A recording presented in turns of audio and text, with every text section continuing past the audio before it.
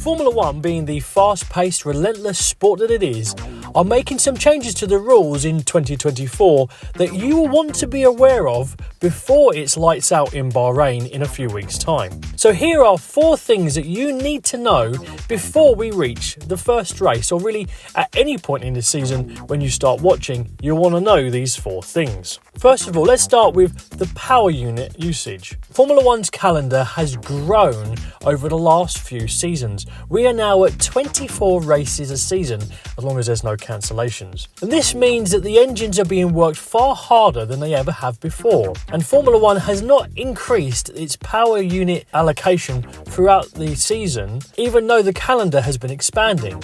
We've added sprint races as well, which means that these engines are being turned up to the max far more often than they were when we just had free practices and normal racing. So Formula One's agreed for a 4th engine to be allocated to the teams, meaning that we will see a lot less teams having to take penalties for taking extra engines during the season. If you noticed over the last few years, that had become more of a thing. But obviously that doesn't include crash damage and engines wearing out unexpectedly, so there will still be occasions when there will need to be an extra engine, but it should be less often, meaning less penalties given out to the teams. So hopefully that will have less of an effect on the racing through the season. Next is that the teams are now allowed to do 2 promotional events rather than 1 for having their cars on track outside of Formula One weekends. And they've increased the allowance for the cars to 200 kilometres up from 100 kilometres for each of these events. Now, why is that important for us as Formula One fans? Well, that means more fan experiences, it means more cars doing filming days, so that means more promotional material. But more importantly, the more the cars can run, the more shakedowns they can do, and it means the teams will be able to test out better ideas off of track and away from more of the scrutinising media. So it's very interesting. It'll be interesting to see how the teams strategically use these filming days, these promotional days, to their advantage, because they'll be looking for any opportunities to get more time on track with new parts. And before we get to the last 2 points, which are ones which will really impact the racing this season, I just wanted to ask you, have you got your merch for this season sorted? Are you ready to put on your team merch and support your team from the beginning of the first race in Bahrain? Well, if you still want to get hold of some teamwear from your favourite team, head on to the description and click the link for fanatics.com. They're doing a promotion at the moment. If you follow the link in the description and use the code ONSIDE, all capital letters, you can get up to 50% off of your favourite team's teamwear and merchandise. So go onto the description, have a look there and get your favourite team's merchandise to be wearing and supporting your team before we go lights out in Bahrain in a few weeks' time. Next up is DRS.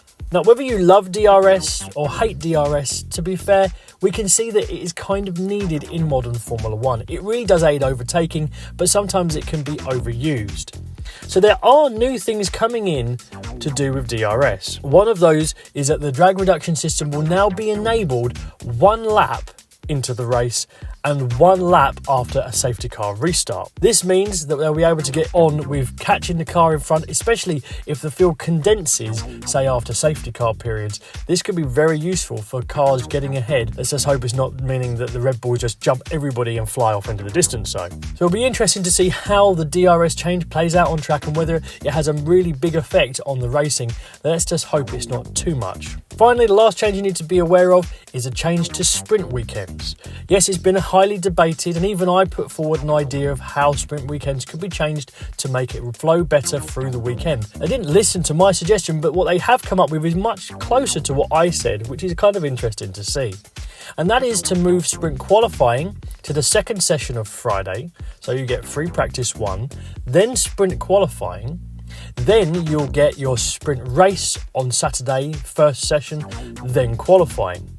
Now, why is this important? Why does this work? Well, it means that the cars don't go into Parc Fermé until qualifying on the second session on Saturdays. That's really good because it means that not being in Parc Fermé, they're allowed to make setup changes, they're allowed to do certain things to the cars.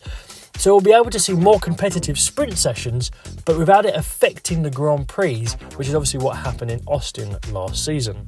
So they're the 4 big rule changes that you need to be aware of, but I do have one more bonus thing that I think you should be aware of before the season starts.